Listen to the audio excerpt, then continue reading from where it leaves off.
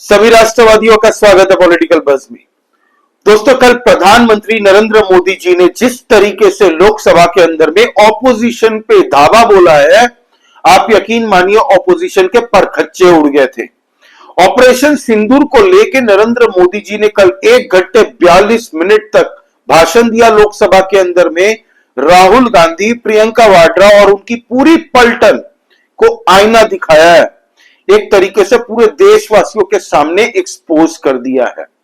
कल अमित शाह जी ने तो जिस तरीके से धुआंधार बल्लेबाजी की है पार्लियामेंट में, पूरी ऑपोजिशन उसमें ही ऑलरेडी तबाह हो चुकी थी, लेकिन बची कुछ कसर नरेंद्र मोदी जी ने पूरी कर दी। राहुल गांधी ने कल एक बयान दिया। आप पहले राहुल गांधी का यह बयान सुनिए, क्योंकि मैं शुरू करना चाहता हूं राहुल गांधी जी से यह वीडियो। आप सुनिए पहले। Donald Trump has said 29 times he said, 29 बार उन्होंने बोला कि भैया मैंने सीज फायर करवाया। अच्छा, अगर वो झूठ बोल रहे हैं तो अपने भाषण में यहां प्रधानमंत्री कह दें कि वो झूठ बोल रहे हैं। यहां पे अगर दम है तो यहां पे प्रधानमंत्री बोल दे कि ट्रंप झूठ बोल रहे हैं। If he has the courage, if he has the courage of Indira Gandhi, yes, let him say here, let him say here that Donald Trump, you're a liar, that you did not make a ceasefire and that we did not lose any planes. Let him say it here, if he has the courage. 50% भी है इंदिरा गांधी का, तो यहां बोल दे। अगर दम है, अगर सचमुच में दम है, तो आज शाम यहां प्रधानमंत्री को कह देना चाहिए Donald Trump is a liar, झूठ बोल रहा है डोनाल्ड ट्रंप। उन्होंने नरेंद्र मोदी जी को चैलेंज दिया है कि अगर आप इंदिरा गांधी के 50% भी हैं, तो डोनाल्ड ट्रंप का नाम लेके बोलिए। इसको नाम लेने पे बोलने के लिए मजबूर करने की कोशिश करी, ठीक है। अब इन्होंने क्यों कहा कि मेरी दादी के 50% भी है, तो क्योंकि 1971 वॉर में 93 पाकिस्तानी जो सोल्जर्स थे, 93,000 उनको सरेंडर करवाया था, है ना। तो अब इंदिरा गांधी जी पे कुछ तो बोल सकता हूं मैं। तो इंदिरा गांधी जी का ये लेटर देखिए आप पहले। तो ये 1971 का है दोस्तों। यूनाइटेड स्टेट्स के उस वक्त के प्रेसिडेंट थे निक्सन। उनको लेटर लिख के कहा कि आप प्लीज मीडिएट करवाइए, सीज फायर करवाने की कोशिश करिए जो पाकिस्तान के साथ में हमारी जंग चल रही है। नीचे नाम लिखा हुआ है इंदिरा गांधी। ये है इनकी दादी। नरेंद्र सरेंडर की डायलॉग मारते थे ना राहुल गांधी। पता कुछ होता नहीं है इनको, इनके 2-4 लटकते रसगुल्ले इनको लिख के दे देते हैं कि ये लीजिए डायलॉग बोल दीजिए। इसीलिए कल नरेंद्र मोदी जी ने एक और शब्द का इजाद किया दोस्तों, जो कि वायरल हो रहा है सोशल मीडिया में, वो है बयान बहादुर। तो राहुल गांधी अब बयान बहादुर के नाम से भी जाने जाएंगे भारत के अंदर में। तो इनको ये आईना देखना चाहिए कि इनकी दादी का जो ये हिस्ट्री है, ये साइड भी जनता को बताया, पूरे देशवासियों को, कि कितनी आयरन लेडी थी। नरेंद्र मोदी जी को नरेंद्र सरेंडर कहा था ना कुछ दिन पहले। अब इसका जवाब नरेंद्र मोदी जी ने दिया है। ये जो चैलेंज कर रहे थे ना कि नाम लेके दिखाओ, नरेंद्र मोदी जी का ये बयान सुनिए दोस्तों। दुनिया के किसी भी नेता ने भारत के ऑपरेशन रोकने के लिए नहीं कहा।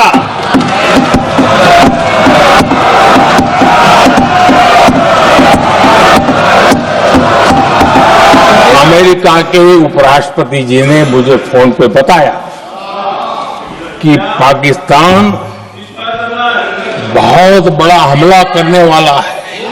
मेरा जो जवाब था, जिनको समझ नहीं आता उनको तो नहीं आएगा।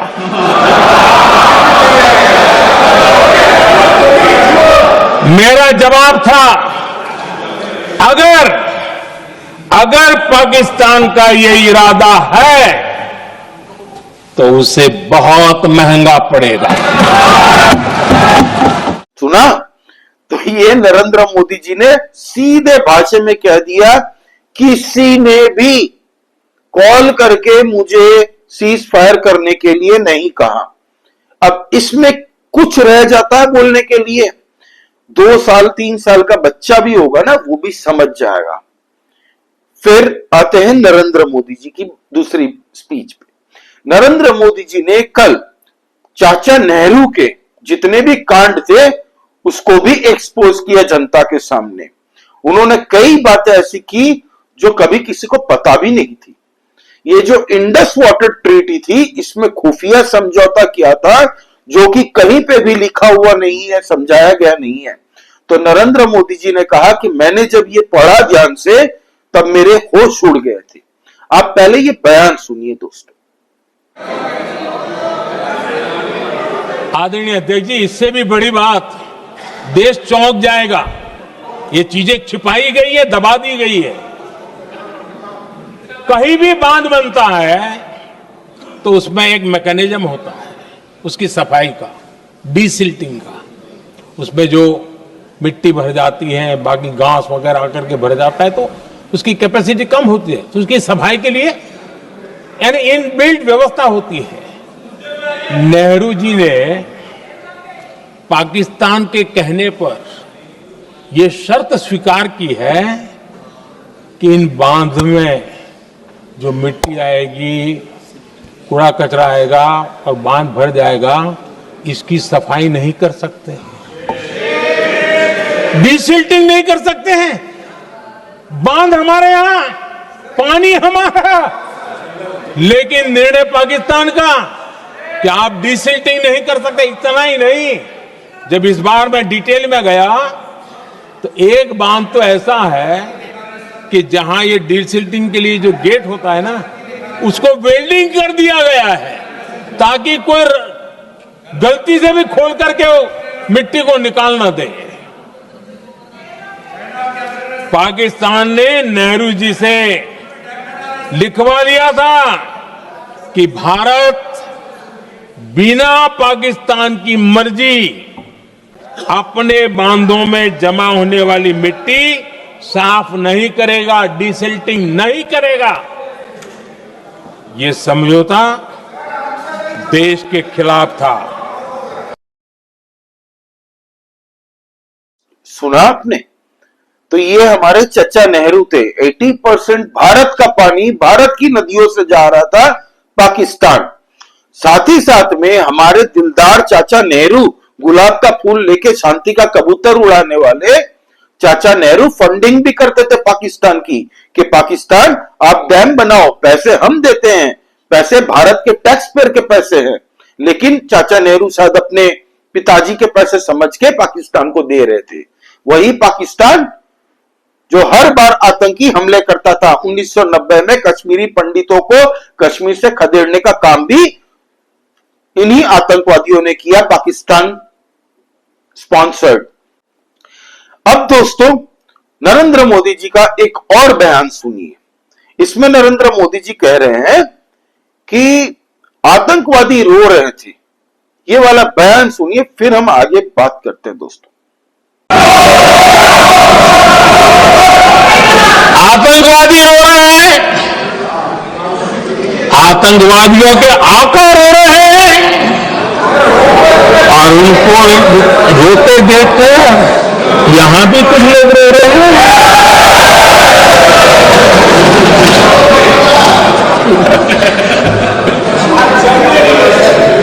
अब देखिए, सर्जिकल स्ट्राइक में सर्जिकल स्ट्राइक चल रही थी, उसके बाद उन्होंने एक खेल खेलने की कोशिश की, बात जमी नहीं। एयर स्ट्राइक हुई तो दूसरा खेल खेलने की कोशिश की, वो भी जमी नहीं। जब ये ऑपरेशन सिंदूर हुआ तो उन्होंने नया पैतरा शुरू किया। और क्या शुरू किया? रोक क्यों दिया? पहले तो मानने को तैयार नहीं थे क्लेम करते, अब कहते रोक क्यों दिया?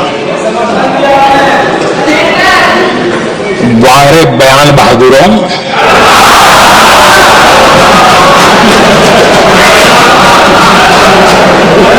आपको विरोध का कोई तो बनाना चाहिए।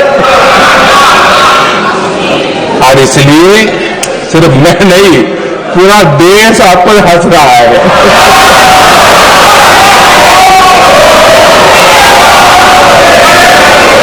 बिना लाग लपेटे कह दिया कि आतंकवादी रो रहे थे जब वहां पे सर्जिकल स्ट्राइक की, पूरे आतंकी कैंप को फोड़ दिया हमने, जिसमें मसूद अजहर के 14 लोग मारे गए। आतंकी रो रहे थे, उनके आका भी रो रहे थे, उनके आकाओं को रोता देख हमारे देश के अंदर में भी कुछ लोग रो रहे थे।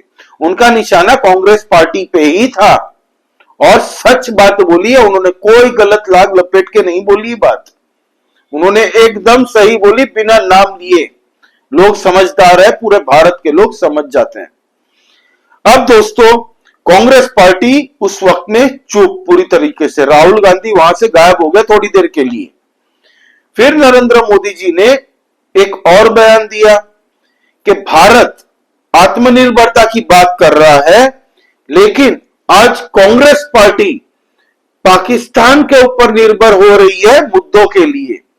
इनके पास कोई मुद्दा नहीं बचा ऑपोजिशन के पास में, और कांग्रेस पार्टी को लीडर ऑफ ऑपोजिशन बनाया ना, पूरी की पूरी इंडिया अलायंस बैठ जाएगी। आप देखिएगा, इनके राज्य इनसे छीन जाएंगे, पूरी की पूरी इंडिया अलायंस बर्बाद हो जाएगी इस कांग्रेस पार्टी के चक्कर में।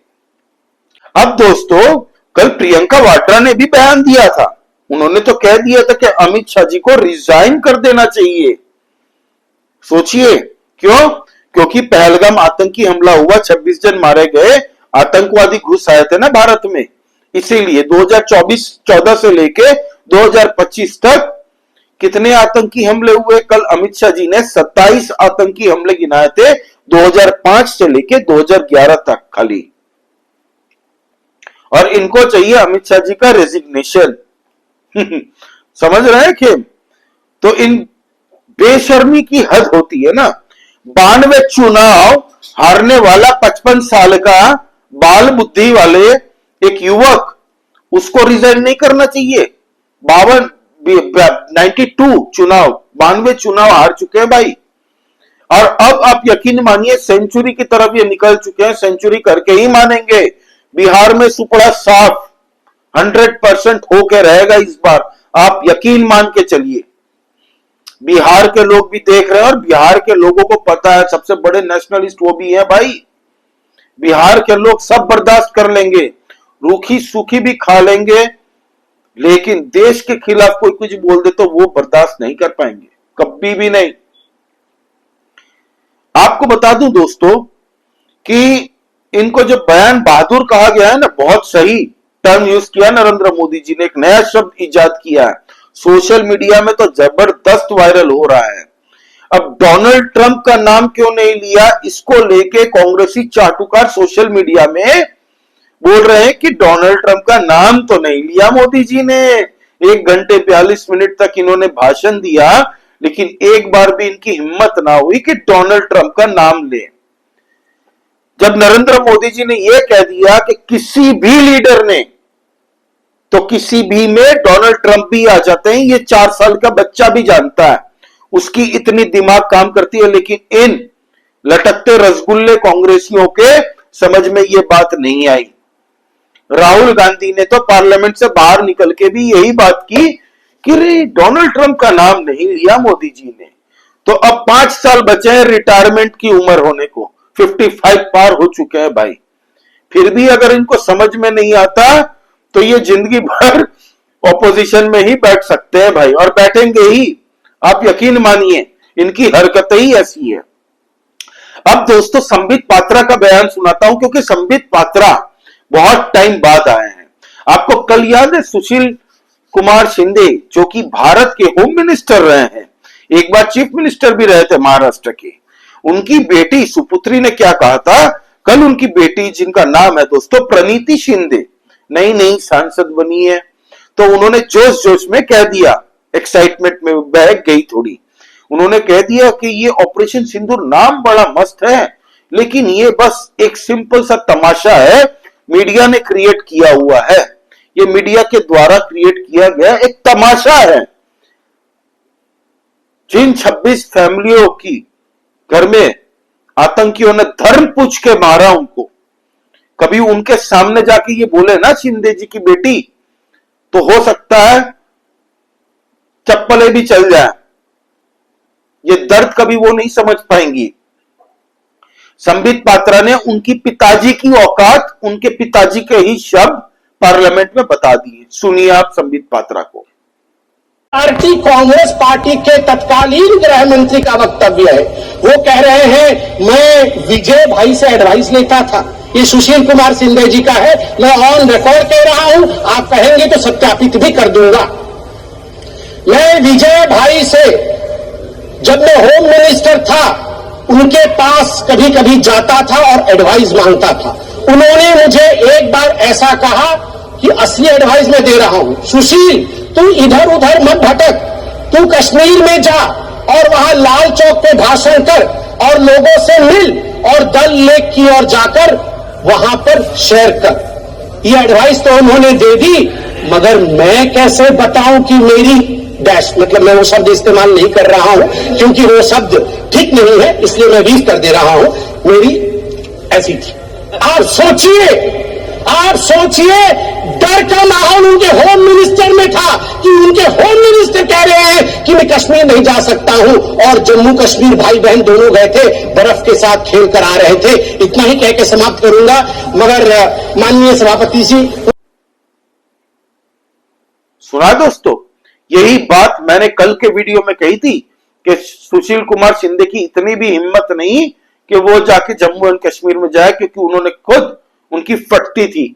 और यही बात संबित पात्रा ने भी की।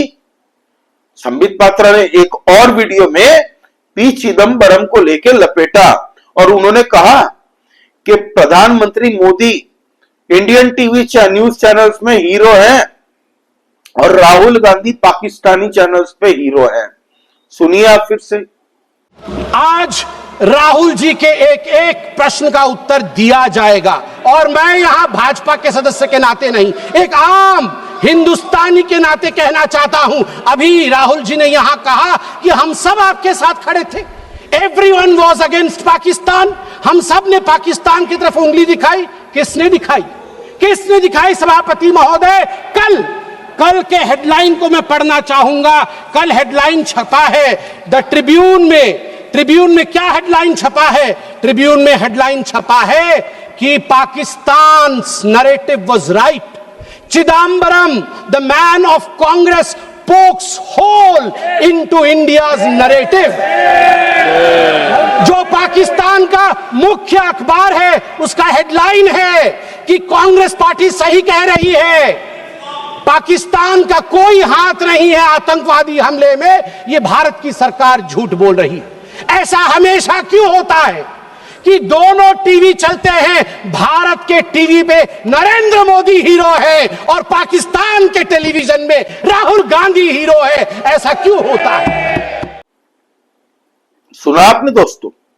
और प्रियंका वाड्रा ने अपने बयान में बड़े ही स्मार्टली कहने की कोशिश की कि 26 इंडियन जो मारे गए हैं, 26 भारतीय पहलगाम आतंकी हमले में, तब बीजेपी की साइड से किसी ने कहा कि हिंदू भारतीय मारे गए हैं, तो प्रियंका वाड्रा ने कहा नहीं, भारतीय मारे गए हैं। क्यों? क्योंकि धर्म पूछ के पैंट उतरवा के उनकी चेक करके उनको मारा गया था। ये कांग्रेस सरकार नहीं बोल सकती। लेकिन इनकी दोगला चरित्र देखिए। 2 दिन पहले राहुल गांधी ट्वीट करते हैं, ये बात बोलते हैं कि 2 कैथोलिक नन्स को अरेस्ट कर लिया गया। भाई क्यों किया गया ये भी बता दो राहुल गांधी, तब यहां पे कैथोलिक नन्स हो जाती है, तब इंडियन नहीं होती है ये कैथोलिक नन्स। क्यों? कन्वर्जन करवाने गई थी और कांड भी किए थे इन्होंने, इसीलिए इनको अरेस्ट करवा लिया। भाई लॉ एंड ऑर्डर सबके लिए है।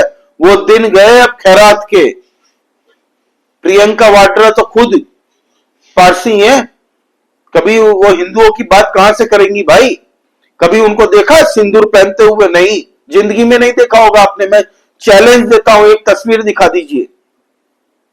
खैर कोई भी फेथ से हो कोई फर्क नहीं पड़ता, लेकिन इन दोनों भाई बहनों का, इनकी पार्टी का एंटी हिंदू एजेंडा हमेशा से पब्लिक के बीच में उजागर रहा है, सबको पता है।